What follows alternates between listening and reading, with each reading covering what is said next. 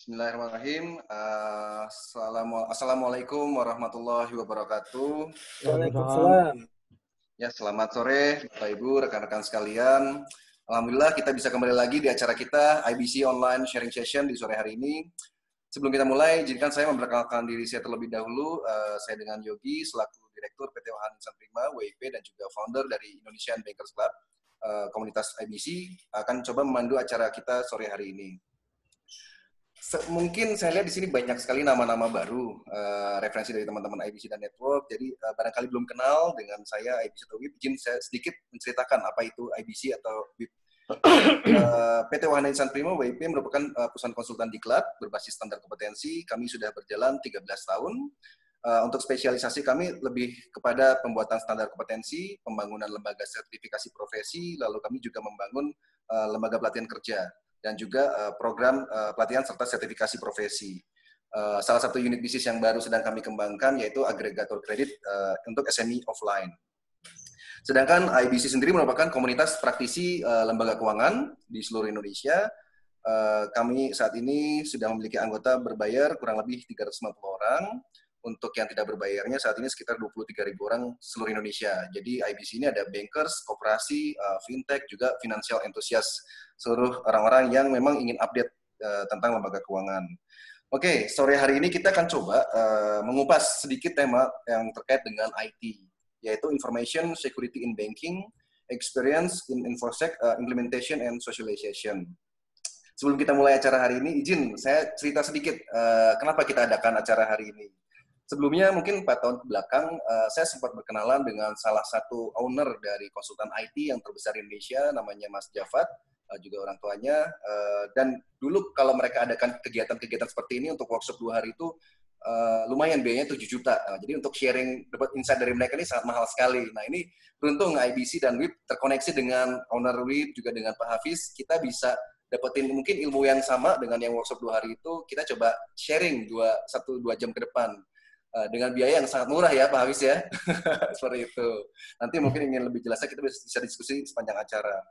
Oke, hari ini minggu lalu kami sempat discuss dengan owner perusahaan konsultan IT dari Sharing Vision, dan beliau rekomendasikan satu pembicara. Katanya Pak, kita punya rekomendasi pembicara ahli IT dan juga beliau ex dari Chief Information Officer CEO di salah satu bank BUMD. Jadi bisa kasih sharing juga dari sisi sebagai praktisi di perbankan. Narasumber kita hari ini yaitu Bapak Hafiz Nasution. Beliau sebagai ex-CIO Bank Jatim dan juga saat ini menjabat sebagai senior konsultan di PT Sharing Vision Indonesia. Sore hari ini kita akan coba mengupas beberapa poin, antara lain bagaimana penerapan sistem keamanan pada mobile banking dan interbanking yang ideal di Indonesia, lalu potensi fraud apa saja yang mungkin dapat terjadi di bank akibat ketidakpedulian atau kelemahan keamanan informasi. Nah, ini kita cukup banyak materi-materi yang baru, semoga mendatangkan hal-hal yang baru buat kita semua. Baik, agar acara dapat berjalan lancar, kami pastikan Bapak Ibu peserta dapat mematikan mic-nya sepanjang acara. Nanti kita akan open di sesi tanya jawab untuk diskusi. Oke, tanpa berlama-lama lagi, untuk waktu dan tempat Pak Hafiz Nasution kami persilakan. Pak Hafiz, silakan Pak. Selamat sore, terima kasih Pak Yogi. Assalamualaikum warahmatullahi wabarakatuh. Terima kasih atas kesempatannya ini. Saya baru pertama kali ikut dari ini, tapi saya ada, dari sisi komunitas saya ada ikut beberapa ini sih, ada CIO forum segala macam. Itu dulu waktu saya masih di bank, tapi begitu saya udah nggak di bank, saya udah nggak aktif lagi. Jadi perkenalkan, nama saya Hafiz Nasution. Ini adalah sekedar brief dari biografi saya. Saya pertama kali bekerja di Bank Ekspor Indonesia, sekarang menjadi Bank Mandiri. Itu selama kurang lebih 7 tahun lah, hampir 7 tahun. Terus saya pindah ke BI di Bank Exim dulu sebagai terakhir ada sebagai senior system programmer mainframe IBM 4 series. Terus kemudian saya pindah ke Bank Internasional Indonesia. Terakhir posisi sebagai Head of Information Security dan Quality Control. Terus 10 tahun di BII, hampir 11 tahun, saya pindah ke ABN AMRO. ABN AMRO itu Bank Belanda, sekarang udah almarhum, 2 tahun, 3 tahun yang lalu tutup. Saya sebagai head, terakhir, dulu saya pernah pegang Local Information Security Officer. Berarti kalau di bank asing itu dia punya country security sendiri, Pak. Jadi saya terus terakhir jabatan saya adalah sebagai Head of BCM, Business Continuity Management. Terus saya setelah itu pindah ke BTPN tahun 2005 sampai 2010 sebagai terakhir saya menduduki beberapa. Dulu aku BTPN belum online, ya tahun 2007 gitu saya bikin online. Sekarang pakai MySys itu terus manajemen baru masuk, Pak. Jadi dulu saya sendirian, terus terakhir saya tinggalin itu ada direktorat IT-nya ada 8 head IT itu, Pak. Di situ. Jadi ada CIO-nya itu direktur, level direktur. Terus kemudian saya pindah ke Bank Jatim, dan ini menjadi pertanyaan manajemen BTPN, kenapa aku pindah ke BPD? BPD kan kecil gitu. Buat saya itu adalah challenging, dan kebetulan saya lama di Surabaya, jadi saya pindah untuk membantu Bank Jatim. Di Bank Jatim itu saya sampai pensiun, Pak. 2015 saya pensiun, terus saya diajak ownernya Aprisma dulu, sekarang menjadi Wirecard, sekarang lagi menjadi Wirecard, bukan Wirecard lagi, karena ada kasus itu. Terus kemudian itu sekitar 4 tahun lebih ya. Nah sekarang terus begitu saya Desember resign, diajaklah sama Pak Javed dan keluarganya itu untuk ikutlah di Sharing Vision. Jadi itu sekedar biografi saya, Pak. Saya lanjut ya. Nah, jadi pengalaman saya di bank itu juga banyak juga. Saya selama di bank itu hampir semua area saya masuki, termasuk juga untuk IT audit juga, termasuk juga untuk electronic banking dan lain-lain. Pernah juga megang data center operations juga gitu. Jadi di sini saya sharing bukan masalah untuk technical IT security-nya, tapi information security-nya bagaimana informasi itu harus diberlakukan dengan aman gitu ya, dengan proper security gitu. Nah, yang akan kita bahas ini ada 3, Pak, sebetulnya, Pak. Kenapa? Terus scope-nya sama implementation-nya dan socialization-nya. Ini nanti implementation and socialization-nya itu kita punya ada yang key success factor-nya gitu. Berikut adalah, nah ini kenapanya.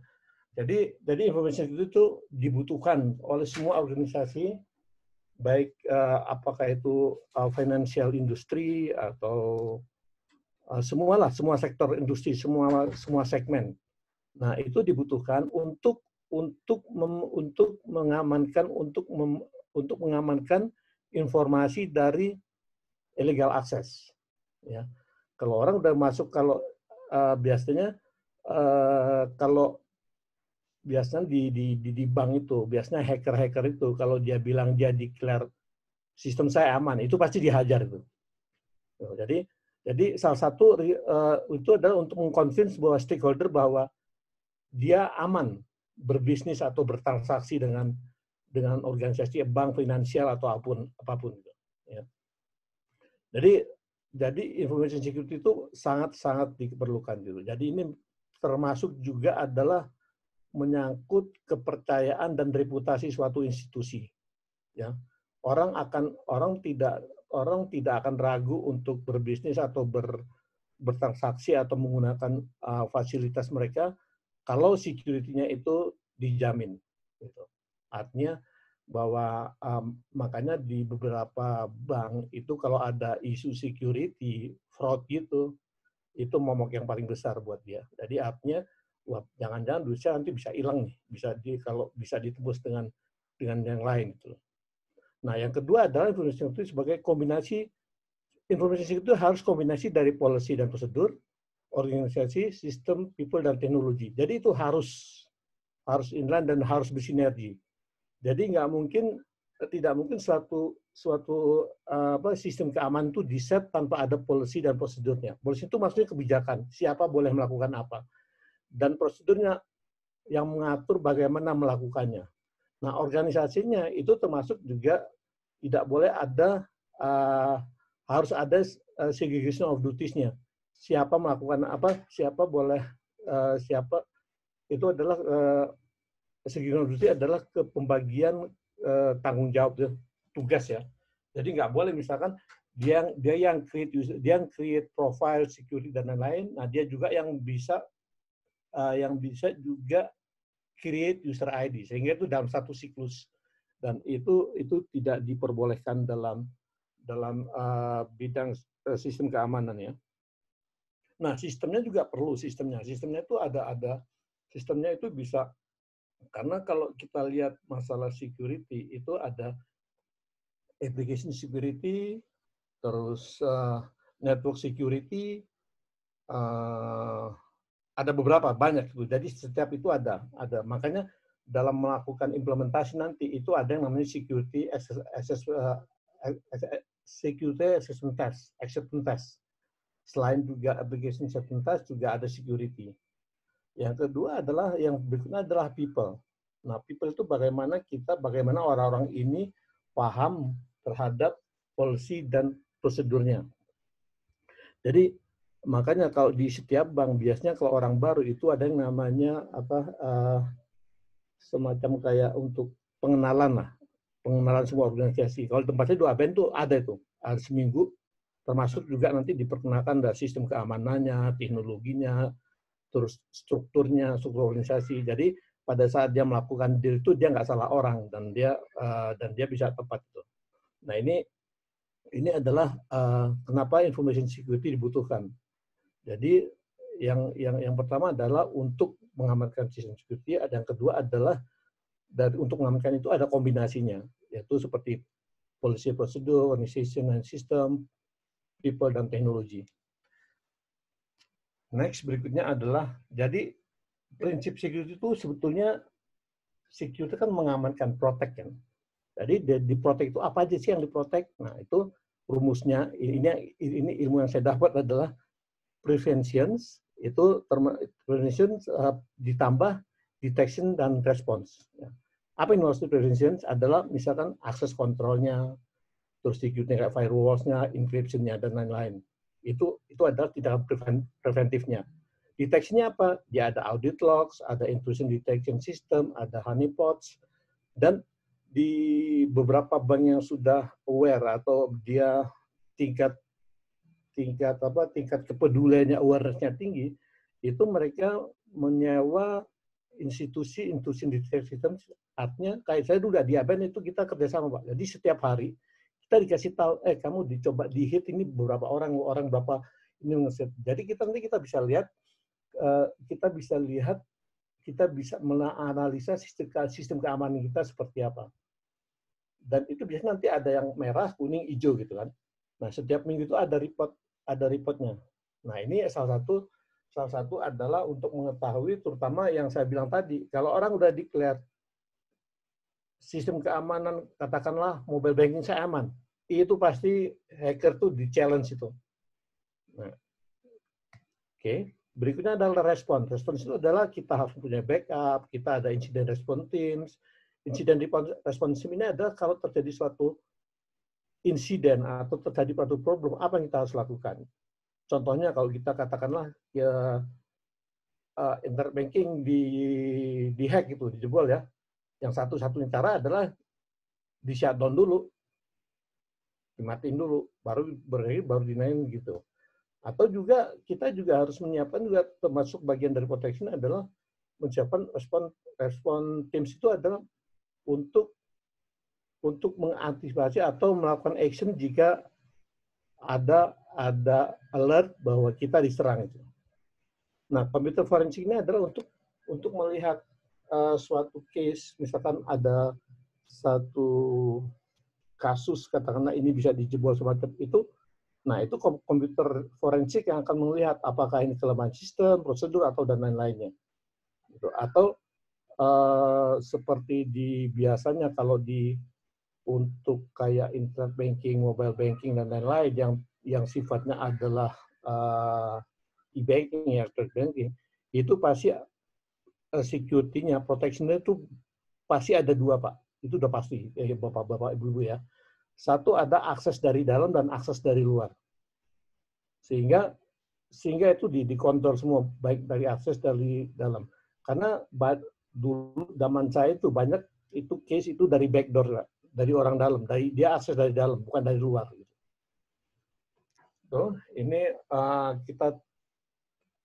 kita bicara soal security principles. Nah, scope dari information security itu sebenarnya ada 9 ya, yang saya ketahui.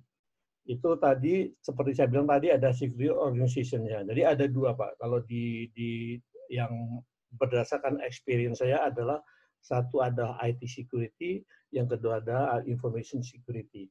Yang information security itu biasanya adalah yang sifatnya kalau di organisasi itu adalah security management atau information security, atau orang bilang juga bisa ada user ID management. Jadi harus dipisahkan. Biasanya kalau IT security itu adanya di organisasi TI sendiri. Kalau yang information security itu harus di luar dari organisasi teknologi informasi. Dan biasanya best practice-nya adalah orang yang tidak boleh tahu mengenai IT. Dia hanya sebagai eksekutor aja, cuma misalkan bikin user ID, profilnya apa? Profilnya itu udah disiapin profilnya itu udah disiapkan oleh IT security berdasarkan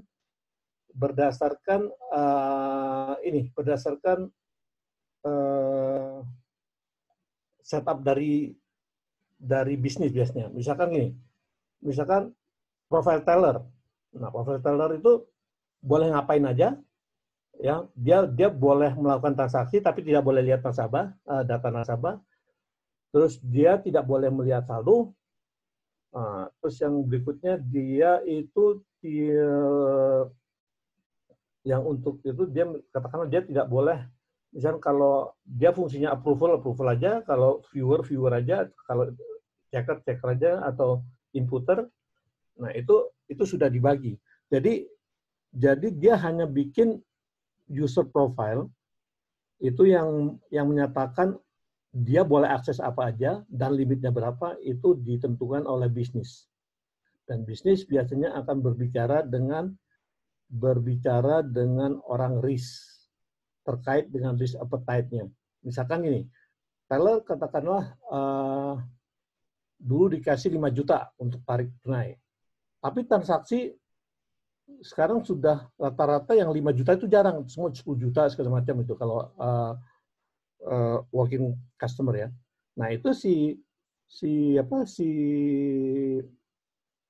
information security bilang, ini kayaknya kamu harus naikin deh. Karena kalau enggak orang nanti akan minta approval dari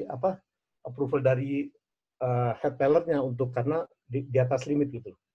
Nah, itu adalah salah satu fungsi information security. Nah, untuk IT security sendiri itu dia nanti yang akan melakukan sistem pengamanan atau setting security di IT environment-nya. Misalkan nanti katakan kalau pakai 400 iSeries-nya, di sistem value-nya, atau di network-nya, atau kalau di tempat lain misalkan di networking ada firewall-nya dan lain-lain gitu. Nah, berikutnya adalah asset classification. Jadi kita harus melihat asset classification seperti apa. Misalkan ini asset classification itu terkait dengan konfidensial, terus apa yang seperti tahapan itu ada rahasia, sangat rahasia, umum segala macam. Nah, ini tergantung dari asset classification juga. Jadi itu nanti biasanya adanya di policy, security policy, dan ini biasanya akan melihat juga selalu akan berkolaborasi dengan orang risk management atau audit. Nah, berikut adalah personal security. Personal security itu adalah setiap orang itu mempunyai identitas untuk melakukan akses. Jadi kalau dulu di tempat saya di ABN AMRO itu pengalaman yang paling berharga di situ karena gini, bahwa tidak boleh share user ID, even untuk yang non finansial itu tidak boleh. Jadi dengan alasan apapun itu tidak boleh namanya sharing user ID, karena user ID itu menyangkut kepada tanggung jawab dia, karena apa yang dicatat itu adalah transaksi atas terhadap aktivitas user ID. Nah, saya lihat di bank-bank lain masih banyak, even itu bank buku 4 pun itu masih ada yang nitip gitu ya, pinjam dong aksesnya dong, saya mau akses ini, udah pakai aja deh gitu. Nah, kalau di kalau di tempat yang dulu, pengalaman saya dulu itu ada nama user ID emergency. Ya, kalau orang sesuatu perlu mengambil, katakanlah dulu ada yang namanya limit kepala cabang, terus ada transaksi, katakanlah limitnya adalah 5 miliar, terus ada transaksi di limitnya kepala cabangnya nggak ada, nah dia tinggal buka user ID emergency. Nah ini terkait sebetulnya bukan sistem informasi kan, tapi terkait dengan prosedur tadi, kebijakannya itu tadi gitu. Ya. Berikutnya adalah physical and environmental security. Nah, di mas physical gini, di beberapa industri ini saya pengalaman saya karena saya di bank, jadi pengamanan security gini. Jadi kalau orang masuk suatu area itu access card-nya itu sudah ada profilnya. Dia siapa aja boleh masuk ke daerah ini. Dan biasanya itu ke restricted area. Contohnya adalah yang restricted area di bank itu adalah biasanya tempat ruang kerja HR, ruang kerja IT, ruang kerja finance, itu totally itu adalah restricted area. Sehingga di situ akan diberlakukan, akan dilengkapi dengan sistem pengamanan seperti ada CCTV, akses kontrol, dan akses kontrolnya itu bukan hanya masuk aja, Pak, keluar masuk gitu. Malah ada yang double, ada yang pakai yang lebih itu lagi, dia pakai biometris, terus dia masukin code juga. Nah ini tergantung dari polisi atau kebijakan dari masing-masing institusi. Yang berikutnya ada communication dan operation management. Nah communication ini adalah semua bahwa semua kebijakan, prosedur dan lain-lain atau itu harus dikomunikasikan, termasuk juga untuk komunikasinya ini network dan operation management-nya. Itu biasanya mereka ada punya tools untuk mengetahui, tadi saya bilang seperti apakah dia ada sistem yang untuk mendeteksi bahwa oh ini mereka coba diserang segala macam. Nah, terus kalau dari sisi operation management-nya dia bisa mengontrol bahwa semua aktivitas baik itu dalam keadaan normal atau tidak normal, itu semua tercapture dan bisa dikeluarkan. Artinya bisa ditampilkan. Jadi ini sangat penting, satu poin sampai 5 ini. Terus termasuk juga ada bagian dari sistem development and maintenance. Jadi sistem development adalah untuk meningkatkan sistem keamanan. Misalkan kita punya sistem keamanan versinya lama, terus ini ada kayak antivirus lah. Antivirus itu contoh yang kecil ya, contoh yang kecil itu antivirus itu setiap periodiknya pasti akan, kalau ada virus baru dia diupdate di database-nya segala macam. Jadi yang dimaksud sini di sistem development adalah sistem keamanan itu akan selalu diupdate berdasarkan kalau ada penambahan atau pengurangan atau ada insiden yang lain, nah itu harus dikembangkan, harus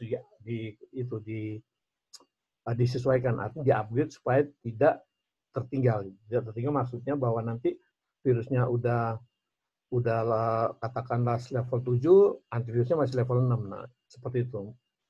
Dan selalu dilakukan maintenance secara berkala. Biasanya secara berkala ini biasanya tergantung dari kebutuhan.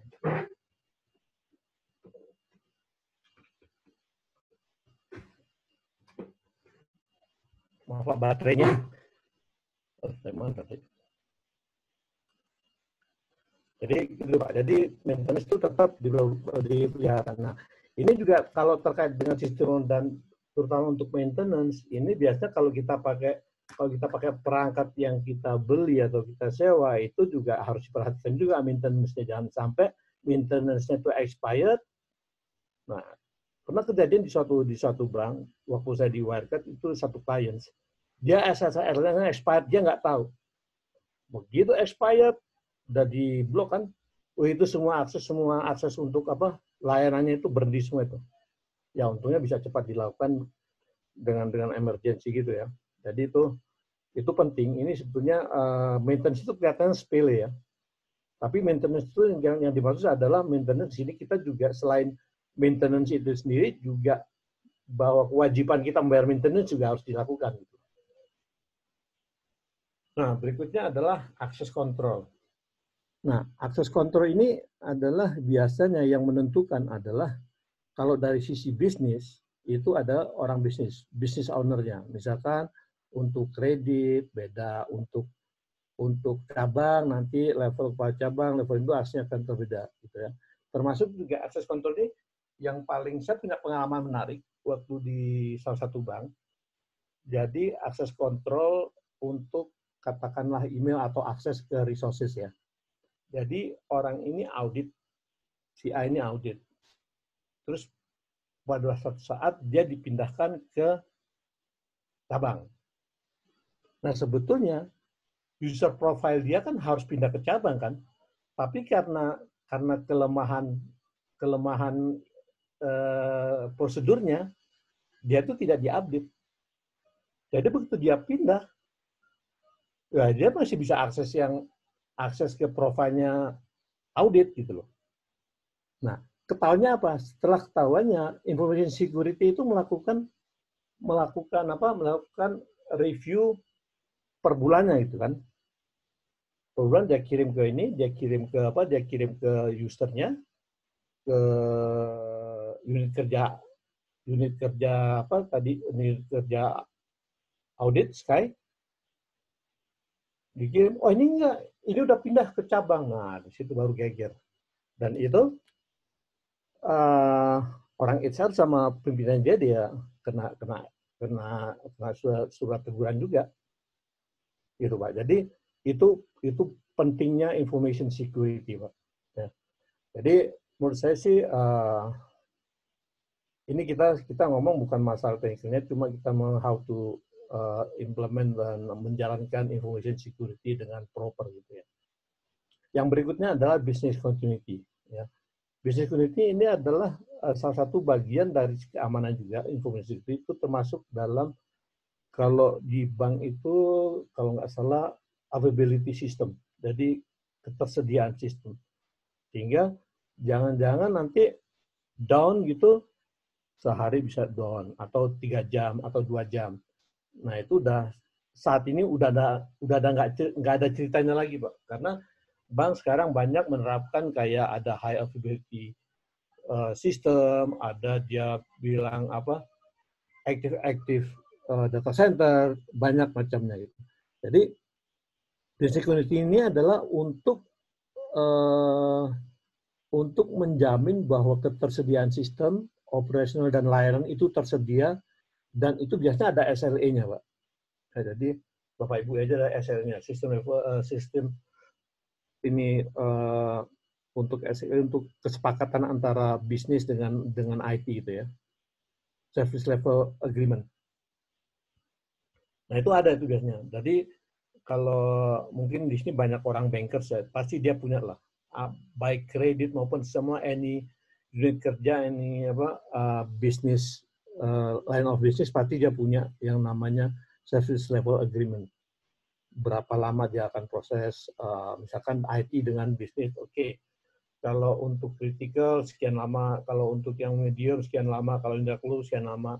Termasuk juga untuk penyelesaiannya. Kalau yang untuk critical, fix-nya harus berapa ini. Kalau yang ini berapa. Jadi itu tergantung dari kesepakatan antar line of business itu ya. Yang berikutnya adalah compliance. Compliance artinya kepatutan. Kita harus comply dengan, katakanlah setidaknya dengan kebijakan regulator, baik itu OJK, BI, tapi harus ditambah dengan standar sistem keamanan juga yang ada di IT. Banyak yang ada di IT itu. Jadi compliance ini termasuk kepatuhan juga terhadap kebijakan. Jadi biasanya sih kalau regulator juga akan mengacu pada standar internasional untuk sistem keamanan sih. Gitu. Jadi ini dari kesembilannya adalah memang elemen dari information security. Ini yang Saya nggak tahu apakah yang sekarang ini apakah sudah lebih dari ini terkait dengan era digital gitu. Ya, tapi sih prinsipnya sih ini sih. Prinsipnya menurut saya ini 9 jadi security organization, asset classification, personal security, physical and environment security, communication, operation management, system development, access control, business continuity, compliance.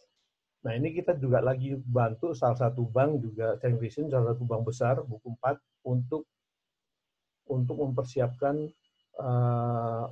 mempersiapkan DR readiness. Jadi kesiapan untuk itu. Dan dia critical application criticalnya itu banyak banget, Pak. Luar biasa itu. Itu Bapak Ibu ya. Saya lanjut lagi. Nah, jadi sebetulnya elemen dari security itu antara lain adalah information security, itu terkait dengan confidentiality, integrity, availability, compliance, dan privacy. Ya, jadi yang dimaksud integrity adalah jangan sampai nanti dikirim apa, diterimanya apa. Jadi untuk menjamin bahwa apa yang dikirim dan apa yang diterima itu sama. Nah, itu biasanya kita akan melakukan kalau bilang secara teknikalnya adalah ada yang di scramble atau dipakai firewall kayak segala macam gitu. Jadi ini adalah elemen dari information security itu. Nah, jadi information security itu adalah untuk menjaga kerahasiaan, terus kebenaran data, ketersediaan, kepengetahuan, dan privasi. Sedangkan untuk network security sendiri adalah untuk authentication-nya ada, authorization-nya ada, confidentiality-nya juga ada, integrity-nya ada, terus repudiation-nya ada, auditing-nya ada. Jadi semua itu ujung-ujungnya juga akan ada auditing. Sebetulnya information security juga diaudit juga gitu. Diaudit biasanya ya kalau audit masuk, IT audit masuk, itu pasti akan yang diterima itu termasuk untuk manajemennya. Terus pasti setiap apa yang ditransmisikan atau apa yang dilakukan itu pasti ada loggingnya, ada catatannya. Terus ada laporannya, termasuk juga dilakukan validasi. Jadi ini adalah 4, manajemen, logging, reporting, dan validations. Nah, track-nya itu apa? Kalau spy biasanya itu teknologi. Itu yang saya bilang, dia bisa ini biasanya menggunakan teknologi. Kalau misuse itu biasanya knowledge. Apakah dia tidak tahu karena sosialisasinya, karena ininya nggak jelas, apa SOP-nya atau polisinya nggak jelas. Nah, kalau still itu pasti infrastruktur di mana data atau apapun ditransmisikan, termasuk juga akses ke resource IT-nya gitu.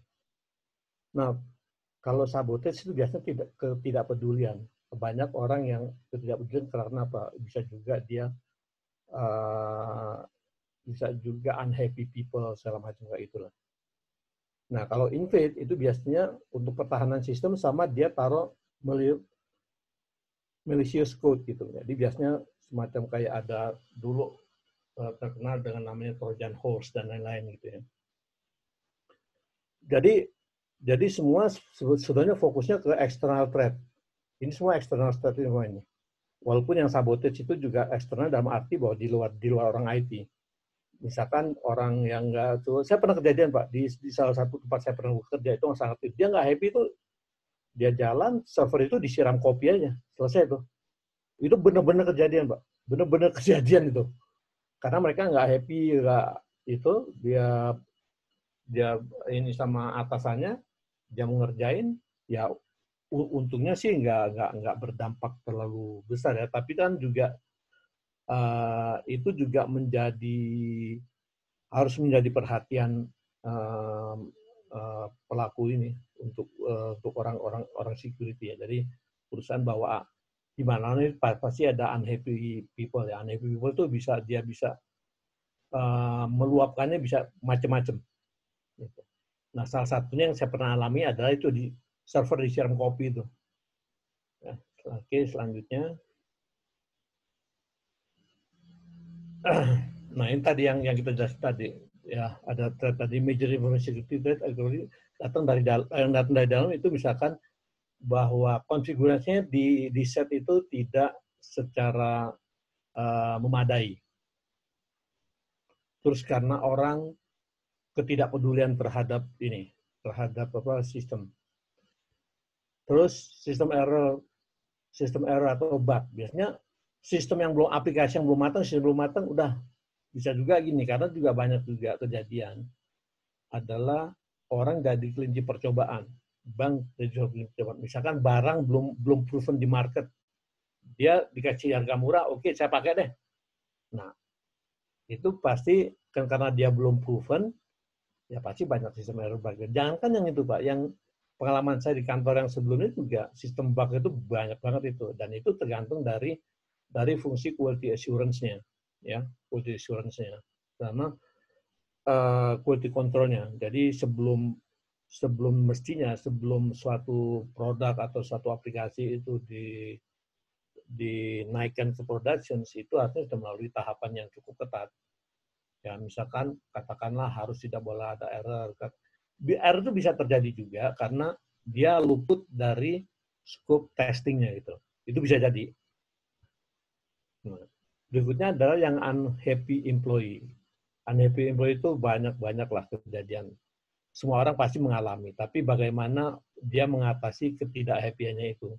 Ada meluapkan ketidakhappy-nya itu. Ada yang bersifat kriminal, ada yang bersifat cuma banyaklah. Pasti semua Bapak Ibu pasti sudah pernah menghadapi dan orang-orang seperti ini. Yang berikutnya adalah partner atau vendor system. Nah, ini biasanya terjadinya, saya pernah juga ngalamin juga ini. Jadi mereka partner vendor itu kerjasama dengan orang dalam, atau dia karena ini biasanya Pak ya, fraud itu pernah saya alami juga. Biasanya habis orang kalau dulu kan ada masanya paralelan gitu ya, coba ini udah selesai tes, tinggal dimasukin ke dalam. Nah, waktu dia mindahin jadi production itu dia tidak lakukan clean up gitu.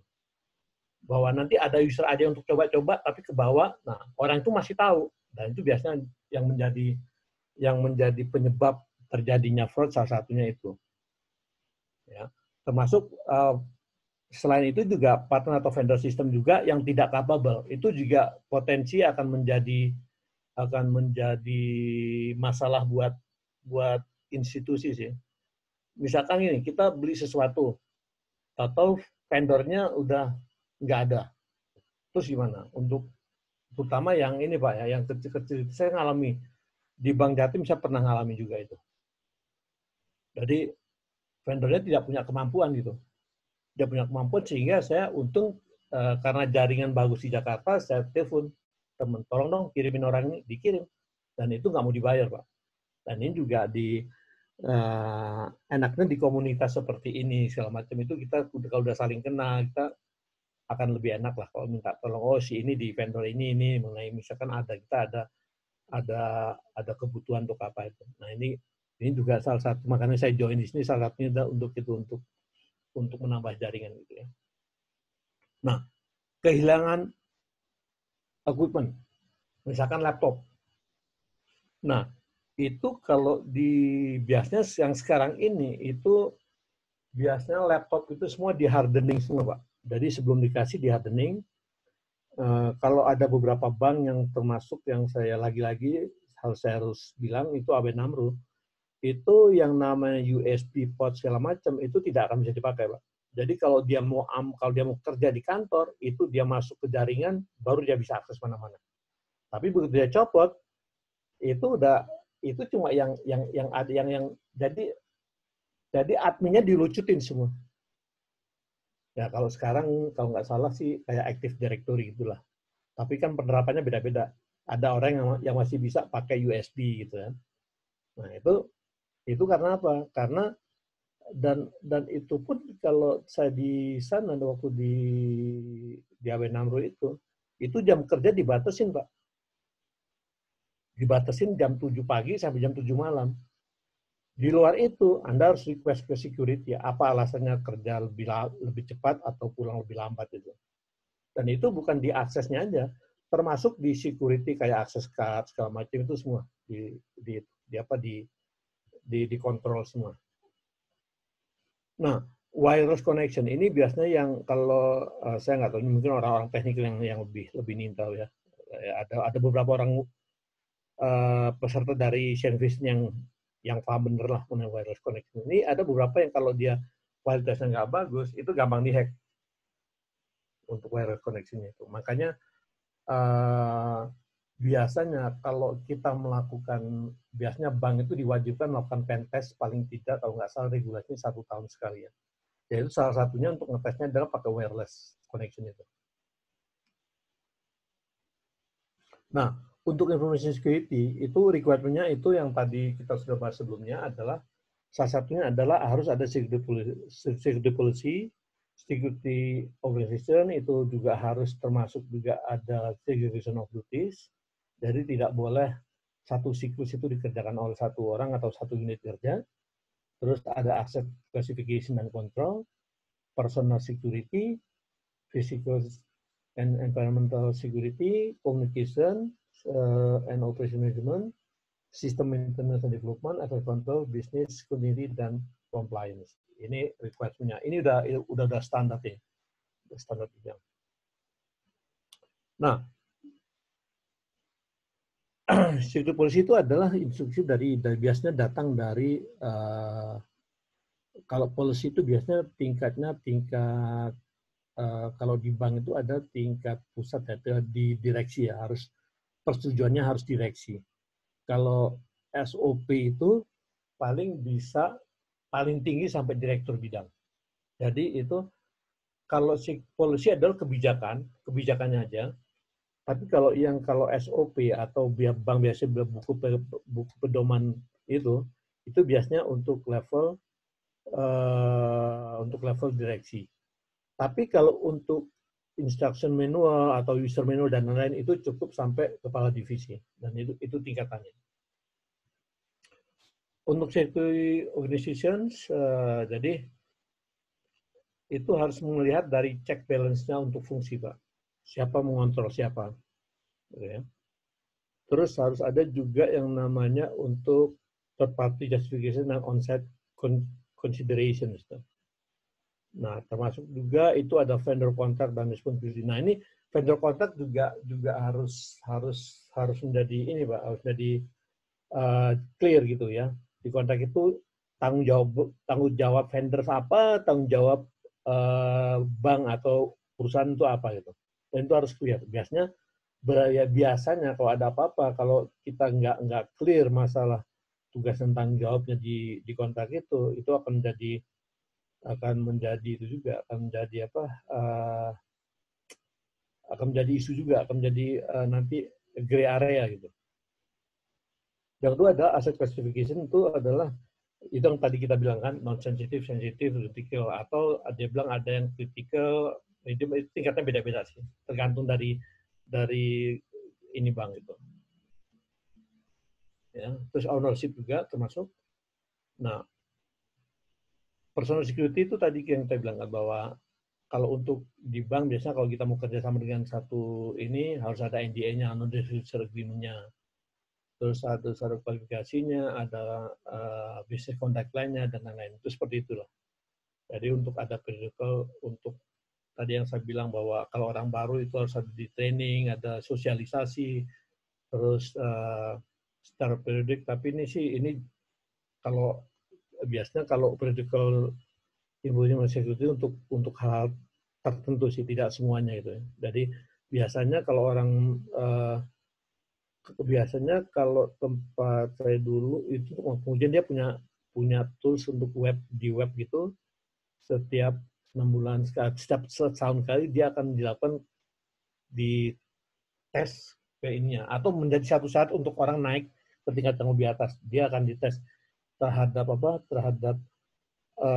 kepedulian apakah itu security-nya dan lain-lain. Itu biasanya nanti Di situ akan hasil ada passing grade-nya berapa. Kalau misalkan dia 70, oke, dia lolos, dia langsung keluar secara automatically ada semacam sertifikatnya kayak itu. Yang sekarang banyak dilakukan di industri sih. Nah, ini responsibility dan incident handling requirement juga perlu dilakukan juga, harus ada ini. Jadi, kalau ada kejadian apa-apa, siapa yang jawab, bagaimana menghandle-nya gitu. Nah, ini juga termasuk dari bagian personal security. Karena gini Pak, di tempat saya dulu itu sampai ada yang namanya visitor handling prosedur. Jadi kalau tamu datang, itu dia nggak boleh naik ke atas. Dia harus sampai lobby, nanti dia mau ketemu siapa, si A akan menjemput. Baru dia ke dalam, setelah selesai, si A itu akan mengantar sampai dia ke dulu. Nah itu salah satu itu yang lebih restricted lagi sih, lebih tight lagi mengenai untuk security-nya itu. Nah ini tadi kita udah bahas mengenai physical environment security, termasuk access to restricted area of sesuai safety environment,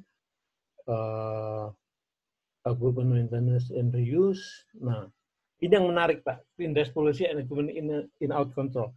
Dulu waktu saya sebagai IT security officer information security officer di ABN AMRO, itu saya punya dikasih hak untuk ngecek kapanpun.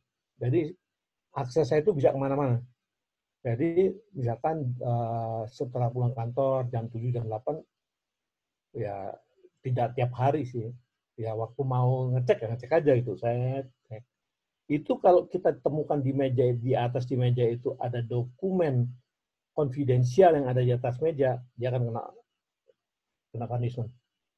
Kena punishment ya, pasti. Nah, itu adalah kenapa? Karena diwajibkan semua karyawan pada saat dia mau pulang, dipastikan bahwa tidak ada dokumen penting atau rahasia yang ada di atas meja. Itu salah satu contohnya, Pak. Bapak Ibu ya. Saya nggak tahu apakah di beberapa ini saya lihat sih di beberapa bank sih enggak. Nah, communication and management ya. Nah, itu tadi yang kita bilang dokumen, prosedur, dan security of operation environment. Jadi harus ada pembagian dari operation environment-nya, harus ada capacity planning dan acceptance. Terus termasuk ada malicious code dan access mechanism, backup, logging, and problem handling, dan lain-lainnya. Termasuk ini yang data exchange di MChat, email, ini kan technical ya. Jadi seperti itu Bu, untuk komunikasi. Jadi semua itu di information security itu sudah diatur semua sebagai sedemikian mungkin itu untuk menjaga reputasi, menjaga reputasi bank atas illegal access. Jadi gini, kalau bisnis bank itu, kalau kita satu aja kita bahwa ada satu kasus di mana misalkan bank dana kita hilang, wah itu untuk reputational risk-nya tinggi sekali dan untuk recovery-nya akan memakan waktu lama. Ya, biasanya sih kalau bank-bank tertentu biasanya mereka akan melakukan kerjasama dengan pers atau apa gitu ya. Dia tutup itu sebelum itu blow up ke ini. Gitu. Jadi memang ada beberapa pengalaman saya dulu ya waktu saya masih muda baru bekerja di bank itu ada di tempat saya dulu juga sering banyak kasus tapi kok nggak pernah ada di korannya gitu loh.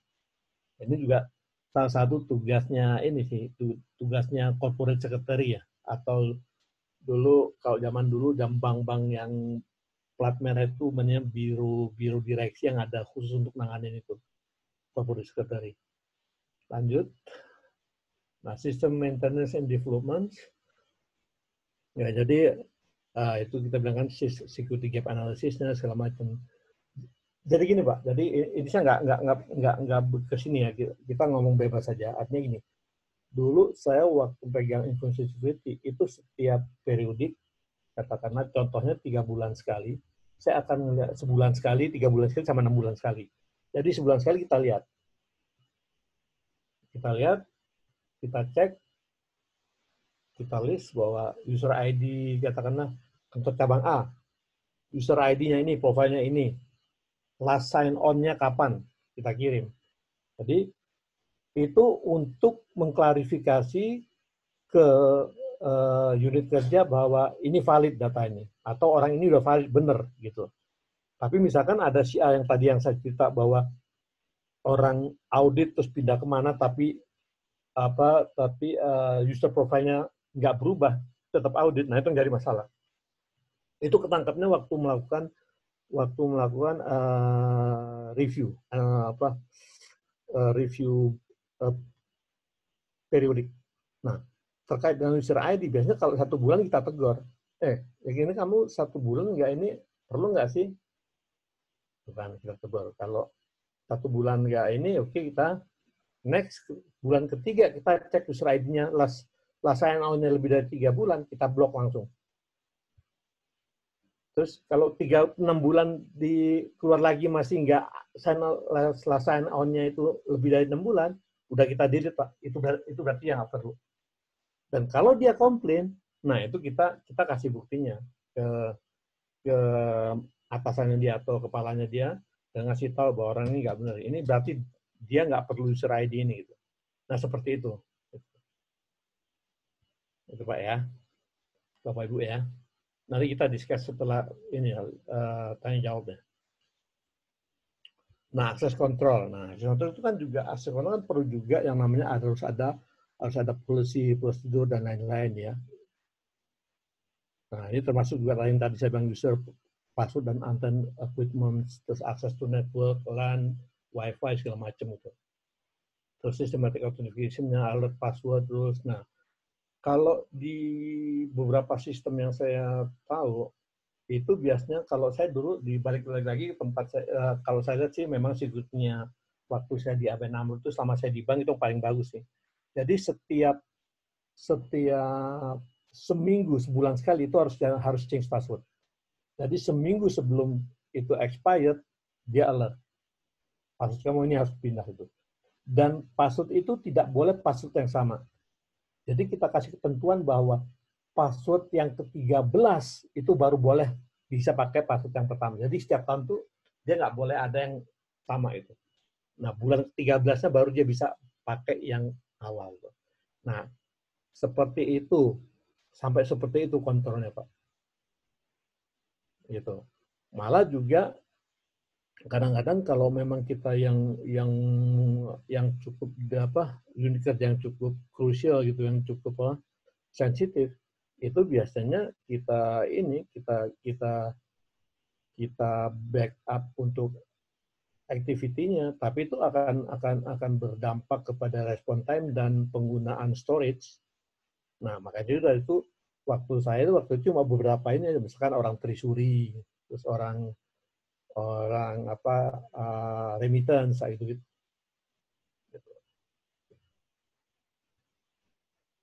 Oke.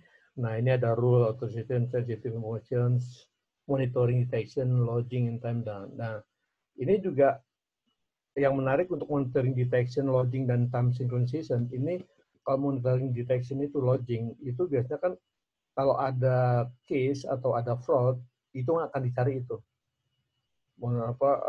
Logging-nya, login historinya. Jadi dia diakses dari mana, jam berapa, IP berapa, segala macam itu ada semua. Dan dia kalau yang lebih detail lagi, dia melakukan transaksi apa. Jadi itu, tapi itu yang bisa akses orang-orang tertentu, nggak semua. Jadi audit pun itu baru dikasih akses pada saat dia melakukan pemeriksaan. Pada kondisi normal dia nggak boleh. Betul. Oke. Nah, business continuity.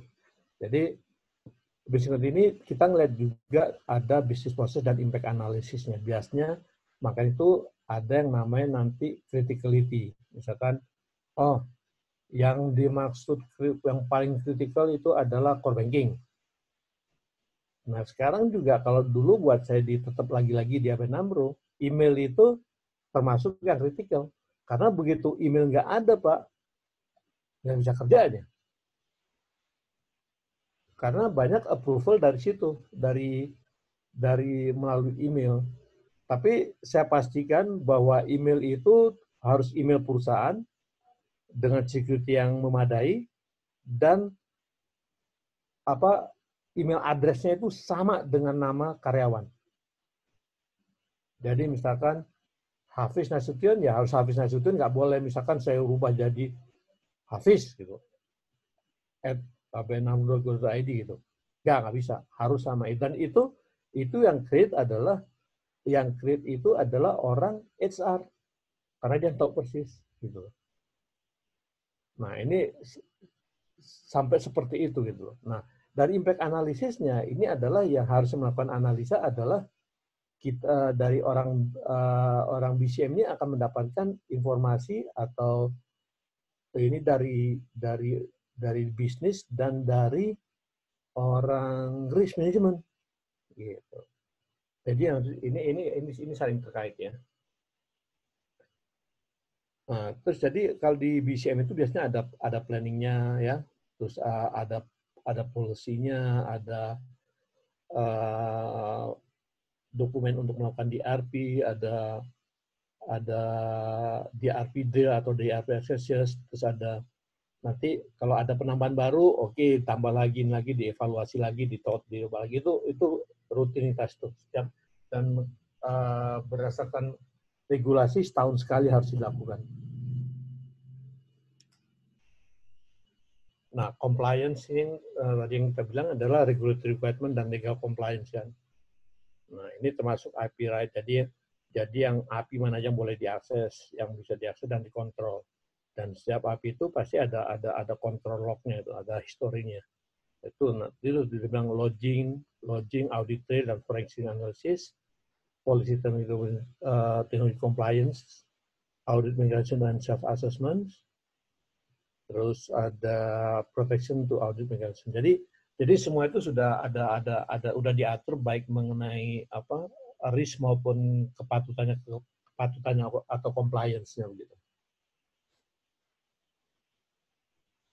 Nah, jadi yang tadi yang saya bilang adalah untuk implementasi itu ada key success factor-nya adalah harus ada komitmen dan support dari manajemen, terus ada information security policy, guidelines dan procedures, ada harus proper socialization dan security awareness program, monitoring and control, terus ada regularly evaluation, review, maintenance, update, terus information security sebagai tanggung jawab dari semua individu yang ada dalam organisasi. Ya, terus ada reporting juga, misalkan ada insiden, violation, fraud, dan lain-lain, dan harus ada follow up-nya. Dan ini biasanya kalau di bank-bank yang udah mapan mengenai ini, saya rasa di sini banyak orang ini ya, orang risk ya. Itu kita dulu punya yang namanya CLD, Corporate Loss Database. Jadi setiap kerugian itu akan dicatat di sana, ataupun potensi untuk kerugian dicatat di sana, dan simptomnya fraud itu seperti apa. Jadi itu dari situ dia akan dipelajari terus gitu. Jadi memang kalau ngomong informasi security itu sangat menarik Pak, karena ini terkait dengan pengamanan information resources dari suatu institusi, apakah itu bank atau insurance atau finansial yang lainnya ya. Itu pasti menjadi ini yang menjadi perhatian yang sangat. Nah, konklusinya adalah dari goal information security itu adalah 3, Pak. Confidentiality, integrity, dan availability. Itu udah 3, itu udah harga mati, Pak. Makanya kita bilang selalu CIA. Ini kan kita coba semua ya tadi, ada confidentiality, integrity apa, availability apa. Jadi sebetulnya key-nya information security itu cuma 3 ini, Pak. CIA itu, confidentiality, integrity, dan availability. Jadi, jaminan kerahasiaan, integrity, dan availability ini yang akan menumbuhkan kepercayaan atau kenyamanan nasabah berbisnis dengan kita. Kalau 3 ini terpenuhi, Mbak. Tentu banyak juga ada yang saya punya pengalaman waktu di BI ini, Pak. Makanya di BI itu saya pernah menjadi terakhir saya pegang Information Security dan Quality Control ya, QC ya. Itu waktu zaman tahun 98 waktu ada fraud kan. Itu baru ownernya Pak Indra Wijaya itu baru sadar. sebelumnya kita Pak, ini kita harus ada IT audit loh Pak, harus ada information security unit loh Pak, yang ngejagain, yang mereview untuk apa, yang mengontrol sistem keamanan loh Pak. Bukan IT audit, bukan information security. Dia bilang, pertanyaan simple, loss-nya berapa sih akibat ini kelemahan information security? Terus kalau saya bentuk itu harus berapa, termasuk tools, investasi orang dan lain-lain. Waktu itu kita itu masih lebih kecil loss-nya. Ya udahlah gitu. Ya udah. Begitu kejadian 98 Pak, selesai Pak. Langsung dia bikin. Makanya saya tahun 99 itu, 98 setelah itu jadi tim yang membuat unit kerja information security dan quality control. Begitu ceritanya Pak. Itu makanya begitu pentingnya information security bagi semua organisasi apapun itu. Nah, saya sampai di sini Pak. Cuma saya ada satu case yang saya ambil dari Gojek. Ya ini saya dapat dari Mas Japet ini, to be honest, ininya. Mas. Jadi ini kasus GoPay, mungkin Bapak Ibu udah tahu ya, udah tahu terhadap ini case-nya GoPay. Jadi ini penipuan pemesanan makanan via GoFood. Ya, jadi kronologisnya seperti gini. Korban pesan di GoFood, terus pelaku driver order pura-pura kendaranya mogok, terus dia suruh korban klik 21 nomor sekian gitu kan. Nah itu memforward nomornya si korban. Nah itu udah tahu semua kan, tahu semua. Nah, udah tinggal diguras saja. Nah ini berikutnya seperti ini Pak, detailsnya.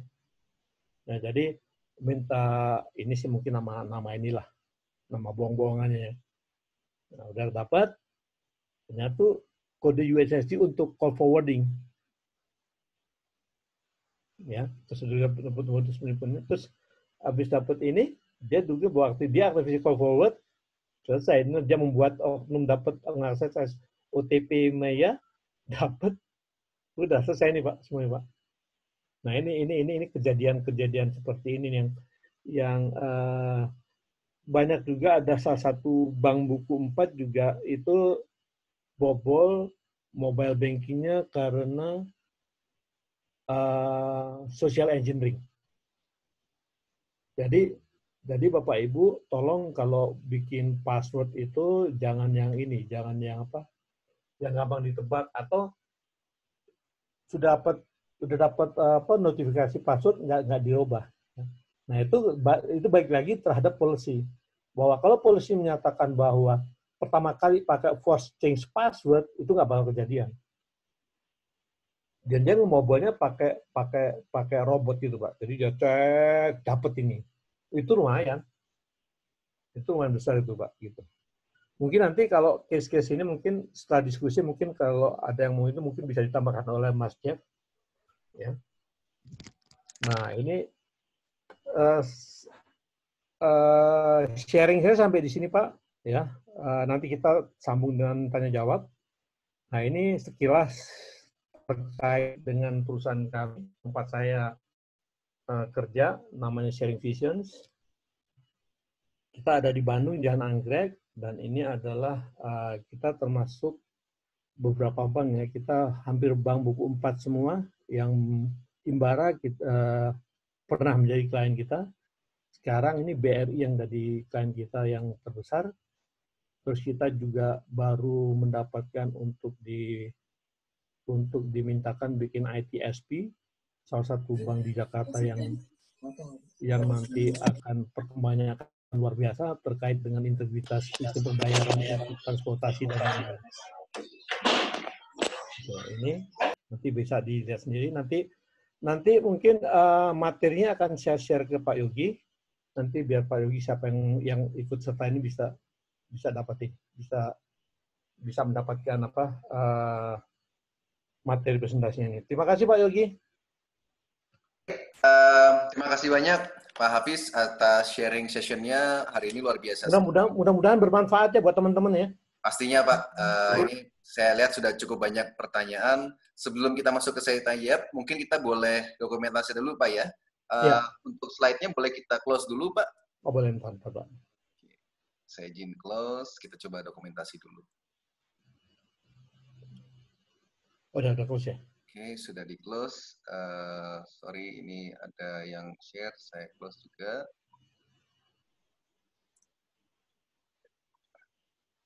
Oke, sudah kembali ke ini. Oke, sangat menarik sekali materinya dari Pak Hafiz. Untuk saya lihat memang ini materinya lumayan cukup berat ya Pak ya. IT Things ini mungkin untuk melihat teman-teman yang masih aktif, mungkin boleh dinyalakan dulu videonya. Kita coba dokumentasi dulu sebentar sebelum kita masuk ke sesi tanya jawab. Kita lihat nih sampai sejauh ini siapa yang masih nyimak di sini. Di sini yang masih belum nyala videonya ada Mbak Wulan, ada Mas Deki, Mas Eko, Mbak Dinar, Mbak Emilia, Mas Novian, Mas Yuda. Kalau masih bisa mendengar suara saya, tolong dinyalakan dulu kameranya. Kita tes masih nyimak atau enggak sampai sejauh ini nih ya. Oke, Mas Haryadi, Pak Susanto, Pak Yuda, Pak Deki, Mbak Wulan. Oke, barangkali mendengar suara saya, boleh dinyalakan dulu videonya. Kita gayanya senyum saja seperti itu. Oke, dalam hitungan ketiga, semuanya senyumnya kelihatan gigi ya. 1, 2, 3. Oke, wah ini sampai yang buka masker nih Mas Jafat. Oke, saya simpan dulu sebentar untuk yang sesi pertama fotonya. Oke, yang sesi kedua di sini lihat yang dilakukan Mas Yuda, Mas Arfan, Mbak Fitri, Pak Dinar, Mas Susanto, barangkali dengar. Pak Octavianus, boleh dinyalakan dulu videonya.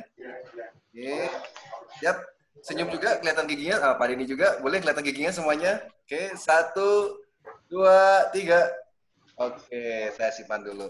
Oke, ini semuanya sudah mulai pada nongol semua. Ternyata masih lumayan aktif sampai sejauh ini dengan materi yang lumayan berat. Di sini sudah ada penanya, Pak Hafiz, sekitar 5 orang. Mungkin kita coba kita coba bahas satu persatu ya Pak ya. Satu-satu aja Pak ya. Boleh, Pak Hafiz. Ini pertanyaan pertama ada dari Buya Cinta. Buya Cinta ini beliau sebagai head HRD di Bank Mantap. Pertanyaannya adalah, mana yang lebih secure dalam jangka panjang terkait aplikasi yang digunakan oleh perusahaan dengan maintenance, service atau source of code tetap di pihak ketiga, atau develop sistem sendiri, atau kerjasama dengan pihak ketiga, dan setelah go live, source of code diserahkan ke perusahaan. Penjelasan konkretnya seperti apa, Pak Hafiz? Mbak Yacinta, barangkali nyala, apakah ada mau tambahan pertanyaan Mbak Yacinta? Cukup Mas Yogi, memang itu yang pengen saya tanyakan. Oke, baik. Silakan Pak Hafiz, barangkali mau ditanggapi dulu Pak. Kalau berdasarkan pengalaman saya itu tergantung dari ini sih, tergantung dari budget, ya. Terus apakah dia punya kemampuan untuk melakukan memanage sendiri, dan biasanya ada beberapa, kalau perusahaan besar sih kalau dia outsource cost-nya akan lebih tinggi ya. Tapi kalau perusahaan kecil, contohnya untuk high risk sudah kita outsource saja per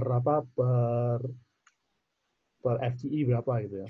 Jadi kalau menurut saya sih yang paling penting adalah tolong diingat bahwa kita outsource itu tidak mengalihkan tanggung jawab ya, tanggung jawab tetap di kita. Jadi outsource tetap outsource, tapi biasanya yang melit itu adalah orang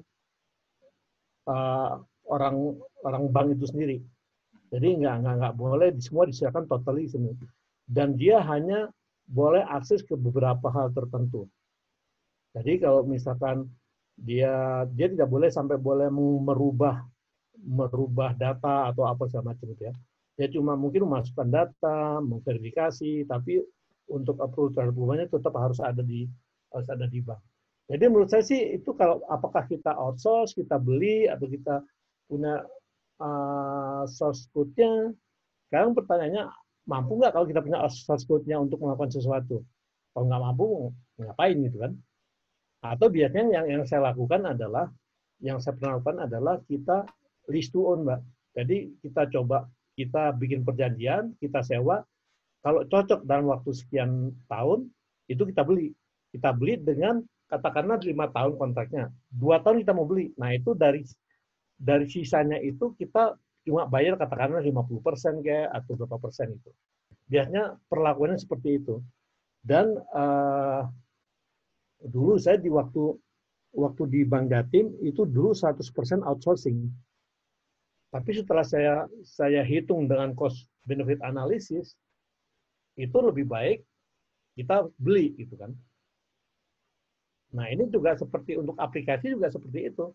Kalau misalkan untuk long term misalkan tidak banyak perubahan, ya lebih baik ya dibeli. Misalkan ini, karena kan kalau kita beli, kita insource ya, kita invest, itu komponen biayanya juga masih banyak juga. Nanti ada maintenance-nya, nanti ada untuk ada change request-nya dan lain-lain gitu loh. Kalau itu tidak terlalu besar organisasinya, saran saya sih outsource aja. Kita nggak capek, tapi tetap kontrolnya ada di bank ya. Tapi kalau udah itu ada hitung-hitungannya cost benefit analisisnya, Mbak.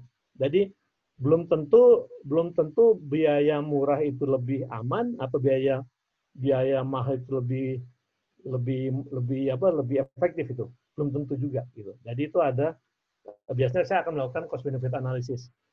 Mungkin harganya mahal tapi benefitnya jauh lebih benar. Mungkin harganya murah tapi benefitnya kecil. Seperti itu, Pak. Terima kasih Pak Hafiz. Ya. Karena satu lagi sambungannya. Ya. Tadi apakah kita membeli satu platform yaitu kita gunakan, kemudian source code-nya boleh kita miliki. Nah, di lain sisi kan sekarang ke era digital nih, Pak. Ya. Banyak startup dan lain-lain, dan orang-orang IT itu kan hampir sering kali bajak-membajak. Betul, gitu. Betul. Ya kan? Nah, kalau kita tadi invest, kita beli, itu memang lebih bagus, semuanya ada di kita. Balik lagi kemampuan timnya kita. Kalau kita bisa develop sendiri, itu pasti lebih aman. Tapi begitu timnya pinter, dibajak oleh perusahaan lain. Nah, sementara kita untuk regenerasi, itu nggak mudah. Jadi ya seperti itulah.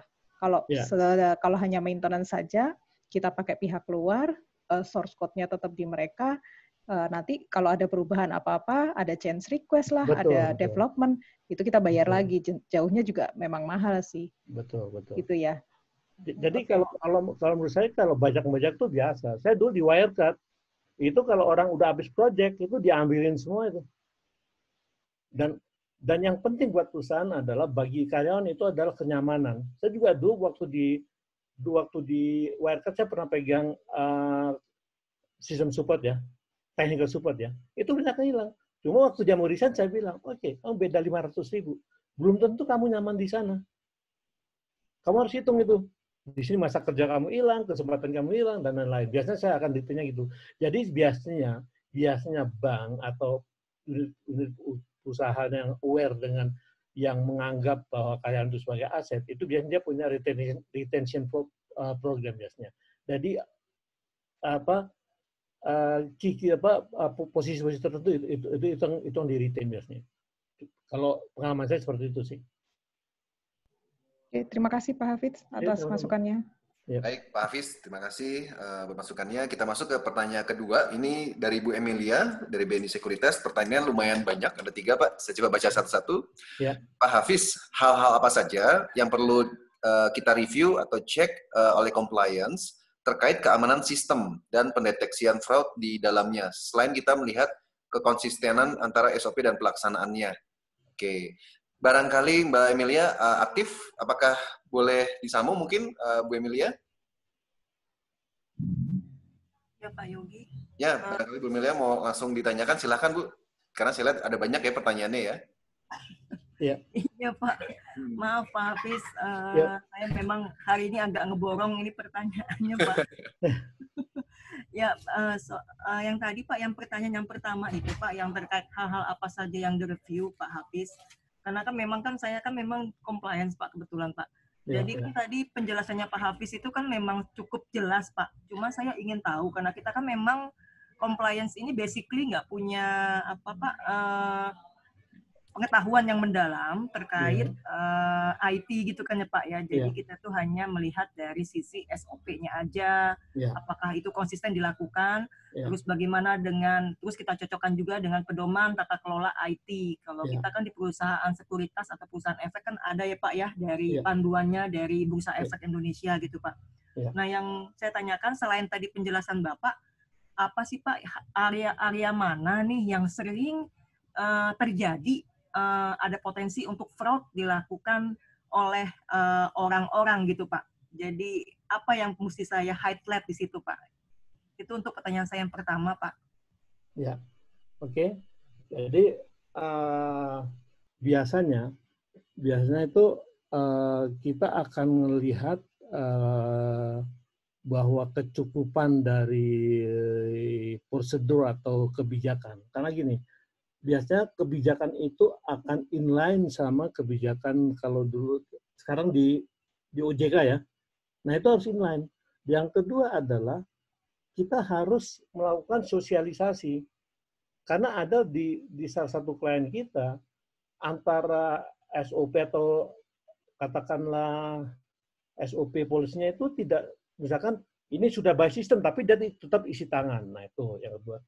Yang berikutnya adalah bahwa harus ada review periodically. Misalkan kalau ada belajar daripada kasus gitu ya, atau katakanlah kok ini nggak klop gitu, nggak klopnya di mana, itu ditelusuri apakah prosedurnya yang tidak jelas, apakah si pelakunya tidak mengikuti prosedur yang ada, atau dari kontrol atasannya yang tidak ini yang kurang kuat. Ya biasanya kalau untuk kepatuhan sih sekitar itu aja. Biasanya kalau prosedur udah jelas dan yang penerima pelakunya sudah jelas, mestinya nggak ada masalah, kecuali dia punya maksud-maksud tertentu ya. Biasanya seperti itu sih. Bu Emi. Ya Pak, berarti cukup hanya itu aja Pak ya? Hanya itu saja ya Pak Hafiz ya? Iya, dan biasanya kita juga bisa belajar dari laporan audit. Misalkan ada kasus, ada fraud atau ada apa gitu, itu biasanya kita lihat di situ. Apakah itu karena ketidakpatuhan, atau karena kelemahan sistem, atau orang yang udah tahu tapi tetap melanggar. Banyak. Oke Pak, berarti kita berangkat dari SOP dulu Pak ya? Betul, SOP, betul. Karena kan kuncinya dari situ. Ya, baru kita akan telusuri lagi gitu kan ya Pak Hafiz ya? Betul. Dan pastikan bahwa sekarang gini, banyak ya orang terima, saya pengalaman di bank ini, saya sudah sekitar 30 tahun lebih di bank. Jadi orang terima SOP, punya kebijakan, itu kadang-kadang ditahan sama atasannya, nggak sampai ke bawah. Itu juga problem juga. Begitu ditanya, begitu audit masuk, ini saya nggak tahu ada kebijakan atau ada SOP seperti itu gitu. Biar banyak seperti itu, Mbak. Ya Pak Hafiz. Kalau misalnya Pak, umpamanya kita nanti menerapkan pengembangan Pak untuk yang checklistnya Pak, selain SOP tadi, terus kita melihat kan seperti kayak tadi kan Bapak sampaikan Pak Hafiz ya, bahwa itu kan tadi ada protection gitu ya Pak ya, terus apa lagi tadi itu detection dan response itu kan Pak ya. Berarti kita juga harus melihat dari sisi detection-nya itu ya Pak ya, audit log-nya juga ya Pak, diperlukan juga untuk kita ambil ya Pak ya. Betul. Nah, ada early warning-nya lah. Ya, seandainya di perusahaan itu Pak, audit log-nya tidak ada umpamanya Pak, terus apa yang harus dilakukan oleh compliance Pak untuk alternatif prosedur mana Pak yang harus kita cek kalau memang di audit log-nya itu memang tidak ada seandainya Pak? Nggak boleh, itu harus ada. Apapun ceritanya itu berarti kelemahan pada saat dia pengembangan. Yang saya akan pertanyakan adalah IT-nya atau orang risk-nya yang nggak paham. Harusnya dimanapun, di sistem manapun itu log atau kita bilang history lah. Itu harus ada, itu wajib. Karena kalau ada apa-apa, kita akan mengacunya ke situ, tracing-nya ya. Nggak bisa kemana-mana lagi. Karena di situ dicatat lokasi, device, alamat, dan lain-lain, dan apa yang dia lakukan. Biasanya auditingnya dari situ mulainya. Ya Pak Hafiz. Oke. Terima kasih Pak. Yuk, Mas. Ya, semoga menjawab. Ini ada penanya ketiga. Oh iya, barusan owner dari Sharing Vision, Mas Jafar, konfirmasi buat Bapak Ibu yang menanyakan, nanti boleh dikirimkan alamat rumah atau alamat kantor dari Sharing Vision, akan ada gift. atau face shield untuk para penanya hari ini. Seperti itu. Jadi kalau aktif bertanya nanti akan ada hadiah dari Sharing Vision. Ini pertanyaan ketiga dari Mas Eko, SP, kalau tidak salah di Bank Mayapada. Izin Mas Yogi tanya, bagaimana caranya mendesain user access management yang efektif untuk sistem bank yang kritikal, terutama yang mempunyai financial impact seperti loan origination system atau core system bank yang menyimpan portofolio customer. Mas Eko, apakah lagi on Mas Eko? Ya, Mas Yogi. Boleh, Mas Eko mungkin bisa live langsung Mas, ditanyakan ke narasumbernya, silahkan Mas Eko. Selamat sore Pak Hafiz. Selamat sore. Thank you. Ya pada dasarnya sih itu Pak, user access management. Jadi ya kita tahu kan ada sistem sistem yang green screen gitu kan, yang model ada juga yang sekarang kan yang web based gitu kan. Nah itu mungkin dari pengalaman Pak Hafiz gitu kan user control, access control itu kan tadi sangat penting kan. Information security. Mungkin ada Pak Hafiz bisa share pengalaman gimana sih ngedesain manajemen access control atau user access management ini yang baik tapi juga secure gitu kira-kira. Thank you Pak Hafiz. Baik, makasih Mas Eko dari Bank Mayapada ya Mas ya? Ya, sekarang lagi di situ Pak. Oh, sekarang lagi di situ ya. Siap. Oke. Jadi gini, kalau kita ngomong masalah user management, itu kan terkait dengan user profile kan. Siapa boleh mengakses apa dan limitasinya di mana. Dan itu mau nggak mau, orang bisnis dan orang risk harus duduk sama-sama. Gimana risk appetite-nya gitu loh. Misalkan gini, transaksi sampai 10 juta, cukup level, katakan level A, level B, level C gitu ya. Nah, untuk level-level tertentu, itu harus ada dual control. Malah ada 3, inputter, checker, dan inputter, viewer, inputter, checker, sama approval. Terutama untuk yang ini, Pak. Biasanya kayak RTGS kan ada kayak gitu kan. Itu pasti karena begitu kita enter jebret, itu udah pergi tuh duit itu. Nah, untuk beberapa hal juga kayak di treasury ya, yang critical itu pasti ada kita bilang EVA lah. Entry, verify, dan approval. Itu pasti. Nah, cuma biasanya lebih aman itu pasti user juga nggak nyaman gitu loh. Ada yang misalkan malah ada yang kalau untuk transaksi ini harus direktur utama sama direktur itu di sistem loh. Dan belum tentu biasanya si dirut atau itu mendelegasikan gitu loh. Mendelegasikan ke orang tapi dengan catatan bahwa harus prosedural. Misalkan ada surat penunjukan kayak itu gitu. Nah, di bank memang yang krusial itu di bagian remittance, dealing room itu pasti harus ada itu. Mas, harus. Jadi intinya kalau mau user access management itu harusnya dari sisi bisnis yang punya kewenangan untuk menentukan. Jadi biasanya user profile itu di provide oleh bisnis. IT security itu hanya membuat aja supaya ini si untuk level misalkan level teller bisanya ini aja, bisa level CS bisanya ini aja gitu kan. Nah, dari situ si IT security tidak bisa melakukan pembuatan user ID untuk user, enggak. Nah, pembuatan user ID-nya ada di information security. Information security itu create user sama profilnya, dia nggak boleh nambah, nggak bisa merubah user profilnya gitu. Jadi intinya itu harus ada dual control, segregation of duties-nya harus ada, Mas. Poinnya di situ. Jadi kalau mau membereskan, kalau misalkan sekarang dianggap belum beres, ya harus itu. Terutama karena kalau audit kan after the fact kan, setelah itu dia baru. Cuma yang paling berkompeten adalah orang risk management sama bisnis line of business-nya, karena risk management akan melihat risk appetite-nya. Gitu. Jelas Mas Eko? Thank you Pak. Berarti kalau boleh saya tarik itu harus ada elemen bisnis dan elemen risk yang saling berkoordinasi untuk menentukan user profile-nya gitu ya. Iya. Sama tadi yang saya tangkap dari Pak Hafiz, harus ada dual bahkan triple control ya Pak. Ya. Ya tergantung kalau biasanya kalau di tempat saya 2 di Abana Android itu 3 Pak. Kalau untuk nilai tertentu 3. Sampai triple control gitu Pak. Jadi ya. Jadi ada NT 3 layer gitu ya. Iya. EVA itu. Oke. Pak, sorry Mas Yogi agak nyambung dikit boleh ya. Ini kan kita tahu kan sekarang kan sistem udah banyak berubah nih Pak, udah masuk ke web base kan Pak. Iya. Dulu kan kita green screen kan misalnya. Nah ini web base sendiri menurut pengalaman Pak Hafiz nih ya dalam sisi security atau user management ini apakah lebih stabil, lebih secure atau malah kurang dibanding dengan dulu kita green screen itu kan? Yang pasti kalau green screen lebih susah ditembus Pak. Betul, lebih rigid kan ya Pak ya? Iya.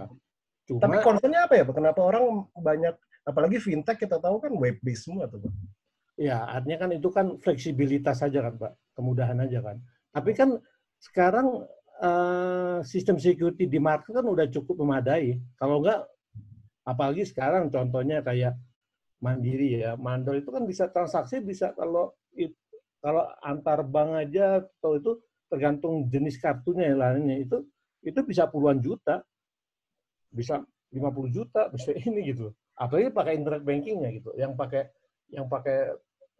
token atau itu lebih secure. Kalau menurut saya sih sekarang security udah no issue lagi ya. Cuma kalau web base itu lebih fleksibel aja, gitu aja. Tapi kalau saya sebagai orang kuno, saya lebih aman green screen, itu nggak bakal kena virus, nggak bakal kena apa itu. Aman itu kan Pak? Iya. Siap. Thank you Pak Hafiz, thank you. Mas Yogi, sorry, thank you. Yap, thank you Mas Eko, semoga menjawab pertanyaannya.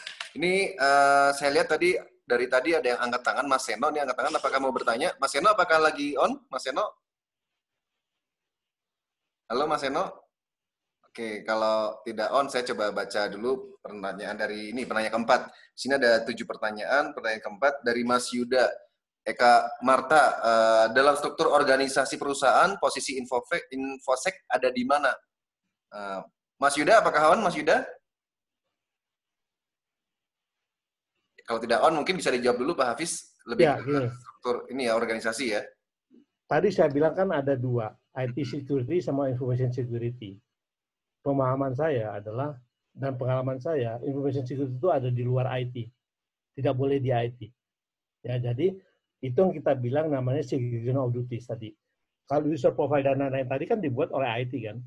Tapi untuk create untuk user ID harus ada di information security, plus dia cuma bisa nambahin, nanti si user bilang, si request bilang, saya mau, bosnya itu minta bilang, tolong create user ID untuk si A dengan level katakanlah approver. Ya dia cuma approver, dia nggak bisa ngeliat ngapa-ngapain. Dia cuma lihat hasil-hasilnya, dia nggak bisa ngubah, dia nggak bisa edit, dia cuma bisa approve aja.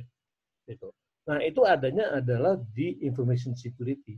Jadi tugas dan tanggung jawab information security itu tadi yang saya bilang. Dia harus melakukan review mengenai user manajemennya. Misalkan user ini tadi yang udah nggak dipakai sebulan, berarti dia nggak perlu. Nanti bulan ketiga dia masih nongol di last sign on-nya 3 bulan, ya di blok. 6 bulan delete gitu. Nah, seperti itu. Jadi memang harus ada 2, Mas. Kalau semua nanti untuk create user ada di IT juga, wah, tinggal tunggu waktu aja itu. Gitu. Itu best practice yang pengalaman saya. Untuk itu namanya kita bilang, makanya tadi saya selalu tekankan segregation of duties itu. Gitu. Baik, berarti itu dari pengalamannya Pak Hafiz langsung Pak ya dijawabnya ya. Ya. Beberapa model ya. Oke, ini ada pertanyaan dari Pak Arpan Olon juga, tapi pertanyaan sama, lebih ke arah organisasi. Kita lanjut ke pertanyaan yang berikutnya dari Mas Roy Solihin. Pak, mohon di-sharing pengalamannya tentang bagaimana meyakinkan top level management agar tetap mendukung proses information security, terlebih di saat seperti sekarang ini. Di tengah pandemik pasti akan banyak sekali cost yang dipangkas. Sementara operasional harus tetap berjalan. Bagaimana Pak Hafiz tanggapannya, Pak Hafiz? Nah, gini, kalau saya balik lagi, saya akan melakukan pendekatan mengenai cost benefit analisisnya. Kita bisa belajar dari kasus-kasus sebelumnya. Misalkan Anda terjadi fraud karena kelemahan dari sistem information security. Dan biasanya itu yang kayak saya bilang itu kan, yang pengalaman saya di BI itu kan, zamannya ini apalagi zamannya COVID kan, banyak orang di layoff segala macam, bla bla bla, perlu duit banyak segala macam ya kan, pasti akan tergoda dengan, kalau sistem security-nya itu lemah, pasti akan tergoda di situ. Nah, yang pengalaman saya waktu di BI itu tahun 99 itu yang saya bilang tadi, berapa sih cost-nya, berapa sih loss-nya, kalau cost untuk informasi security lebih gede daripada loss-nya, ya udah biar loss aja gitu. Kasarnya seperti itu gitu. Nah, tapi kan sekarang sudah nggak bisa berpikir secara itu lagi. Kita harus mikirin masalah reputasi. Sekarang kalau bank itu kan masalah trust. Kalau kita berbisnis nggak aman, wah selesai Mas. Gitu. Jadi tetap itu cara pendekatannya adalah kalau punya data mengenai fraud karena kelemahan information security, itu akan sangat justified itu. Baik. Mas Rois, apakah sedang on Mas Rois? Oke, tampaknya apakah sedang on Mas Rois? Barangkali mau tanya langsung ke Pak Hafiz mumpung kita sedang online. Kalau tidak, kita langsung masuk ke penanya ke-7. Di sini ada Mbak Wulan Mawardi sebagai head risk dari Bank Yuda Bakti. Tadi sempat dibahas masalah peran dari risk management dalam security system. Kebetulan saya ada di bidang risk. Untuk mobile banking, bagaimana keamanan yang dapat dilakukan secara secure, mengingat transaksi mobile banking sangat rentan akan terjadinya fraud eksternal. Ya, Mbak Wulan, barangkali sedang online, boleh mungkin kita coba live, Mbak. Saya jawabnya. Ya, silakan Mbak Wulan, mungkin boleh memperkenalkan diri dulu nih, dari mana dan pertanyaannya yang lebih banyak. Selamat sore semuanya. Sore Mbak Wulan. Sore. Jadi saya tadi sudah sama seperti yang diperkenalkan sama Pak Yogi. Saya Wulan dari bagian Head of Risk di Bank Yuda Bakti. Tadi kan ini saya tertarik dengan yang namanya untuk security ya, terutama di mobile banking saat ini. Mengingat kan kalau transaksi mobile banking itu kan bukan transaksi secara face to face kan ya. Kita menggunakan suatu aplikasi, kita menggunakan kecanggihan teknologi, di mana kalau which is yang terjadi fraud eksternal itu lebih besar kemungkinannya gitu loh. Setiap bank pasti punya kemampuan untuk untuk IT security-nya masing-masing sih. Tapi banyak kan kejadian ya, bahkan bank besar atau teknologi yang sudah startup yang bagus pun bisa kebocoran gitu ya kan untuk transaksi mobile banking itu. Kira-kira tingkat keamanan mobile banking yang paling secure itu bagaimana sih? Selain pembatasan limit gitu kan, pasti kan kalau mobile banking udah pasti ada pembatasan limit kan, terutama misalkan untuk transaksi yang internal untuk yang dia customer misalkan secara pribadi atau perusahaan itu udah pasti kan ada pembatasan limit. Nah, tingkatan secure yang paling bagus itu bagaimana sih untuk mencegah terjadinya fraud eksternal ataupun kebocoran atau apapun di transaksi pada mobile banking itu sih. Ya, terima kasih. Oke, jadi gini, berbicara mobile banking itu banyak pendekatannya. Saya bilang tadi bahwa makin secure, makin kenyamanannya akan berkurang di situ. Tapi kan kita melihat bahwa risk lebih diutamakan, perhitungan risk lebih diutamakan ketimbang kenyamanan. Jadi saya punya pengalaman di salah satu klien saya waktu saya di salah satu perusahaan. Jadi kita bilang, ini kalau dia ganti handphone, dia harus daftar emailnya segala macam. Oh nggak perlu, nanti ini klien saya nggak fleksibel gitu. Kejadian Pak itu Pak. Jadi security yang paling aman untuk mobile banking adalah bahwa email harus didaftarkan, terus ada semacam ada kalau bisa ada token mobile tokennya. Itu sih tergantung dari beberapa bank sih, tergantung mungkin dari limit transaksinya juga ya. Karena risiko kalau itu adalah transaksi internal bank mungkin lebih kecil ketimbang keluar gitu kan ya. Apalagi ini kalau sesama namanya sama, cuma kita punya dalam satu account terus kita mau transfer account kita ke accountnya yang lain di bank yang sama, itu ya nggak ada isu gitu.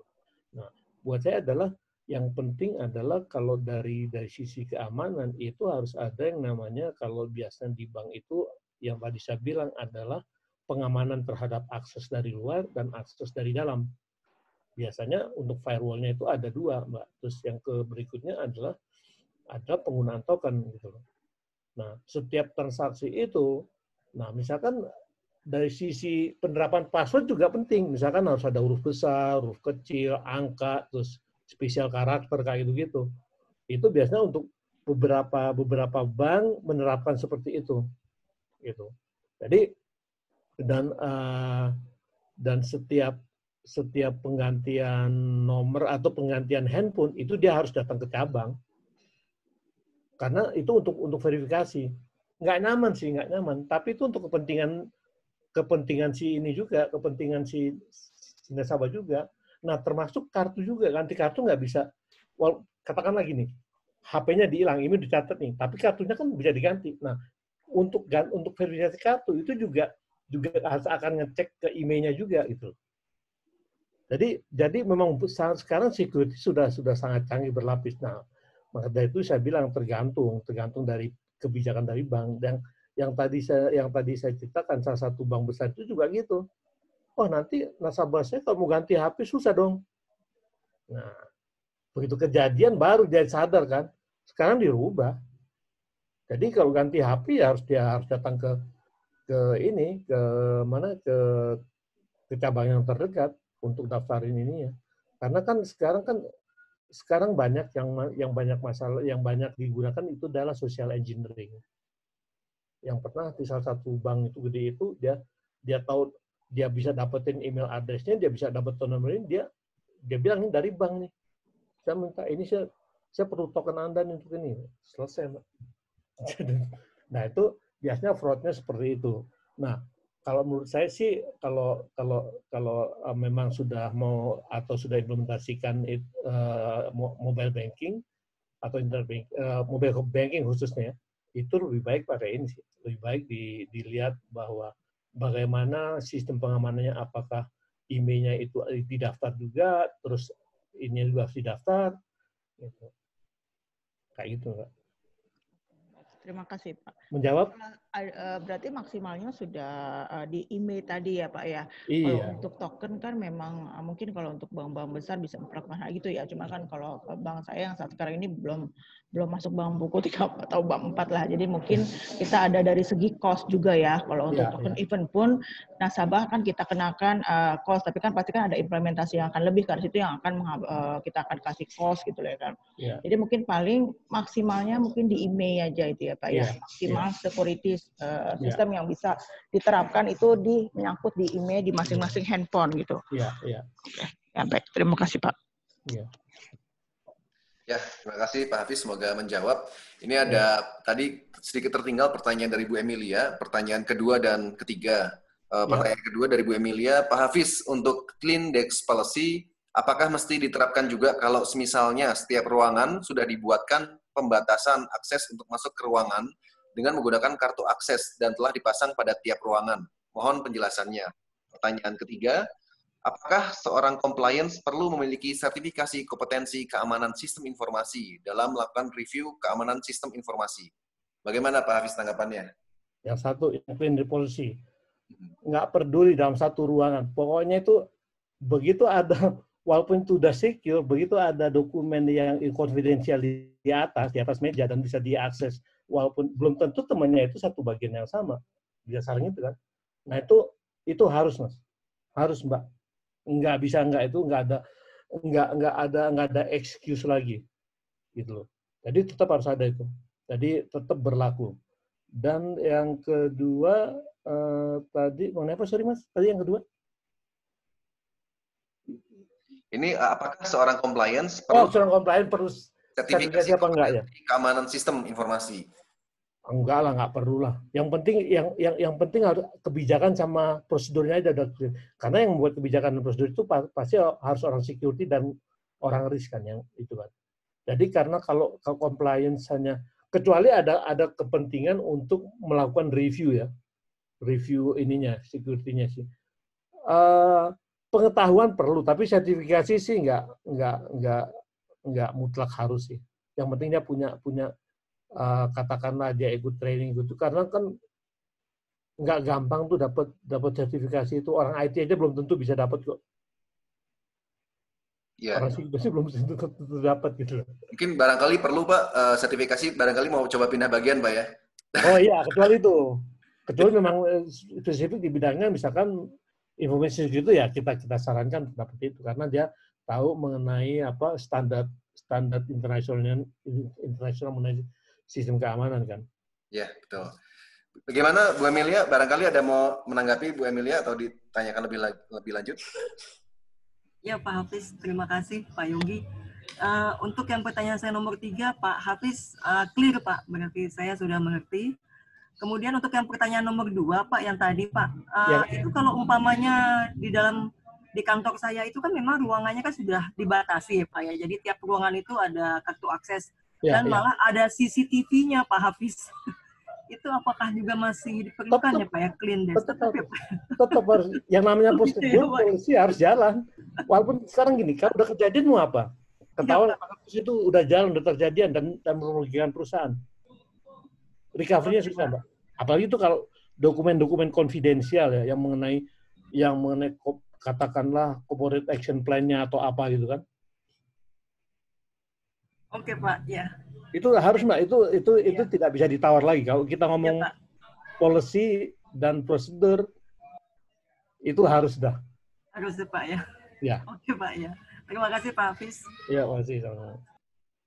Baik, Pak Hafiz dan Mas Jafat, ini apakah dari Bapak Ibu ada yang mau bertanya lagi? Oh, ini ada yang buka, kita masih punya waktu sekitar 5 menit lagi. Ini ada pertanyaan dari Mas Arpan Olwan.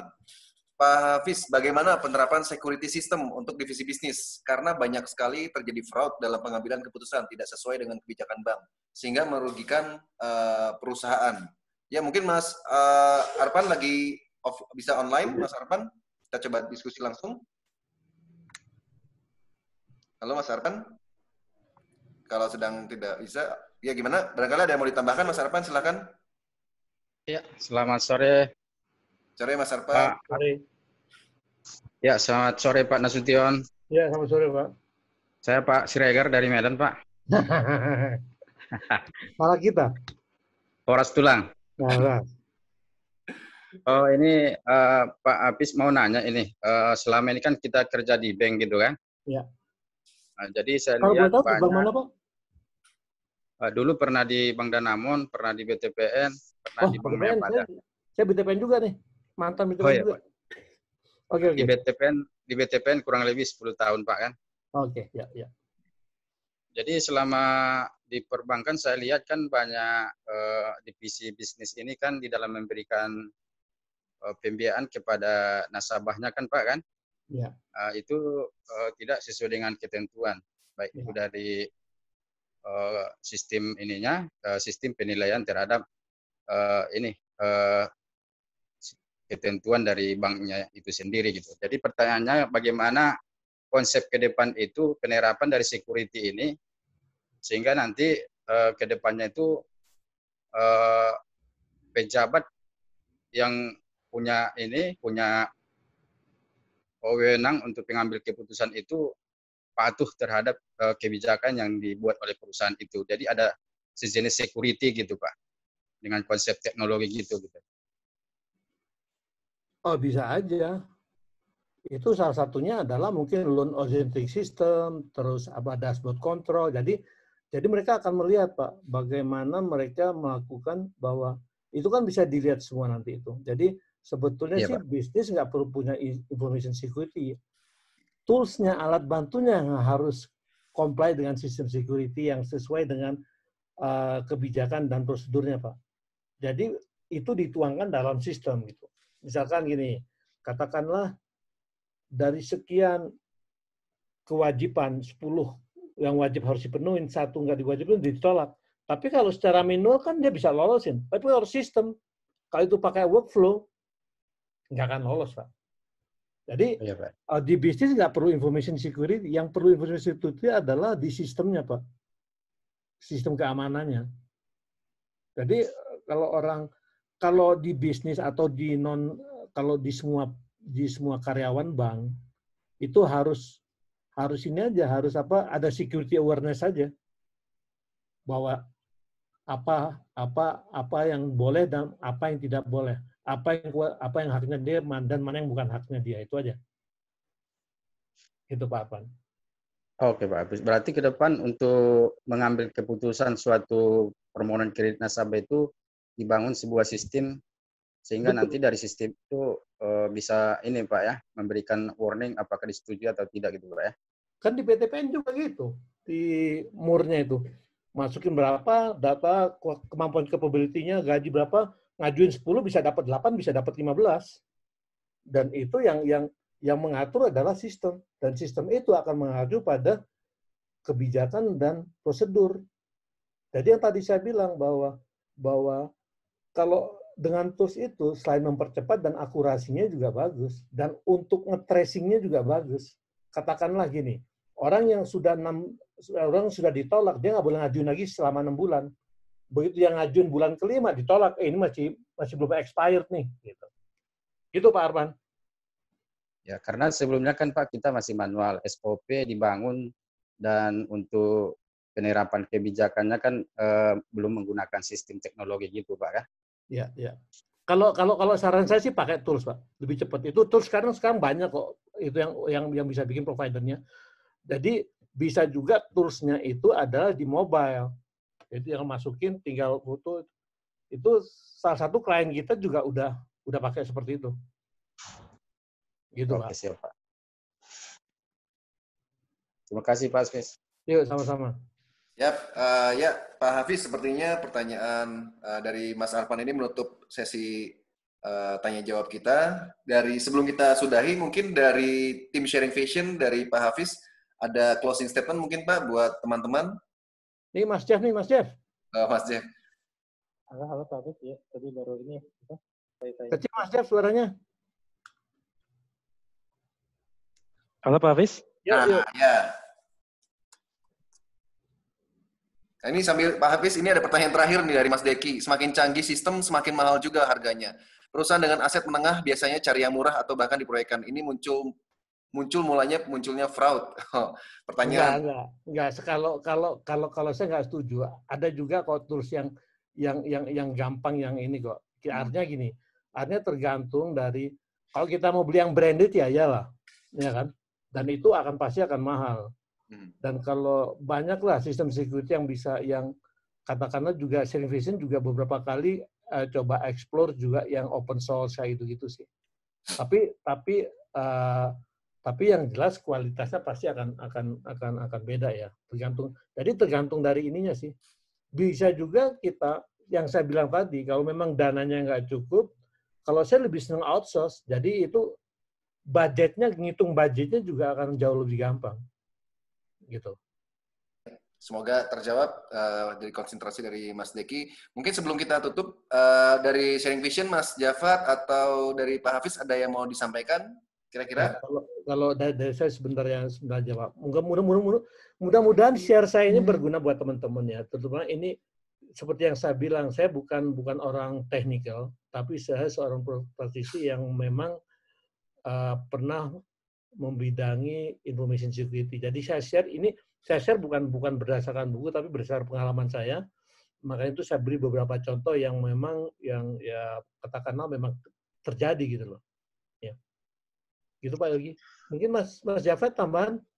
Kan dari owner Sharing Vision barangkali ada mau tambahan? Izin tambahan sedikit aja Mas Yogi, buat semua yang bertanya, kita akan kirimkan masker premium dari Sharing Vision. Nanti saya izin tanya alamatnya ke Mas Yogi ya. Terima kasih banyak buat hari ini. Okay. Terima kasih Pak Hafiz. Untuk 8 penanya tadi jangan lupa untuk WhatsApp Yeni, Community Manager IBC, karena akan ada gift dari Sharing Vision. Nanti akan langsung dikirimkan ke alamat rumah atau kantor. Oke, dengan berakhirnya sesi tanya jawab kita di acara IBC Online Sharing Session hari ini, maka berakhirlah pula acara kita sore ini. Sebelum saya tutup, izin sedikit pengumuman. Terkait kegiatan PT Wahana Insan Prima bersama IBC, kita ada program pembekalan ujian BSMR level 1 dan 3 serta perpanjangan atau resertifikasi Barangkali Bapak Ibu di sini ada yang mau upgrade BSMR-nya di level 1 dan level 2 atau mau refreshment, kita akan ada kegiatan di bulan Juli juga di bulan Agustus, nanti bisa dicek juga ke Yeni. Dan pastikan Bapak Ibu atau rekan-rekan bergabung dengan IBC Pet Member untuk mendapatkan informasi update terkait acara kita setiap bulan, khususnya di bidang SDM maupun terkait dengan lembaga keuangan. Untuk acara-acara berikutnya, jangan lupa juga follow akun kami di Wahana Insan Prima, juga Indonesian Baker Club di LinkedIn, Instagram, Facebook, dan juga YouTube. Dan bocorannya, rencananya acara ke depan kita hari Kamis malam akan mengundang salah satu Chief Business Officer Peer-to-Peer Lending Syariah yang sedang booming, lagi naik daun di Indonesia. Kita akan coba bahas di materi berikutnya. Oke. Baik, selaku panitia. Mas, sebelum itu Mas Yogi, sorry. Mas Yogi. Pak Hafiz, Mas Setio, terima kasih juga buat para peserta yang sudah bergabung bersama kami selama 2 jam ke belakang. Mohon maaf apabila dalam pelaksanaan acara ini terdapat hal-hal yang kurang berkenan atau ucapan yang tidak berkenan. Sampai ketemu lagi di acara IBC Online Sharing Session berikutnya. Assalamualaikum warahmatullahi wabarakatuh. Selamat sore. Terima kasih. Thank you. Selamat sore semuanya. Thank you. Terima kasih Pak Hafiz, Mas Yogi. Terima kasih Mas Hafiz. Terima kasih Pak Hafiz dan Mas Yogi. Oke, makasih. Semoga bermanfaat. Baik, terima kasih Pak. Horas pulang. Mas Yogi, saya mau tanya Mas Yogi. Ya. Saya kan level 5 saya harus refreshment bulan Januari nanti. Oh iya. Itu sekarang boleh ikut nggak? Apa harus Januari? Kalau untuk BSMR harus sama tahun sih, Mas Arpan. Nanti saya coba konfirmasi ke BSMR ya. Ya. Oke. Saya masih keep itu, Pak. Oh, Pak Hafiz ini ya tadi ya? Iya. Oh, siap Hafiz. Nanti kita coba konfirmasi ke BSMR, Pak ya, untuk level 5-nya ya. Ya. Karena kalau nunggu 1 tahun yang sama, tanggung Pak, Januari kepotong nanti, Pak. Ya, oke. Siap. Terima kasih semuanya. Oke, makasih. Untuk konsultasi dengan Sharing Vision bisa kita ngobrol di grup WhatsApp IBC nantinya. Oke. Siap. Jadi saya close acaranya ya. Ya, makasih.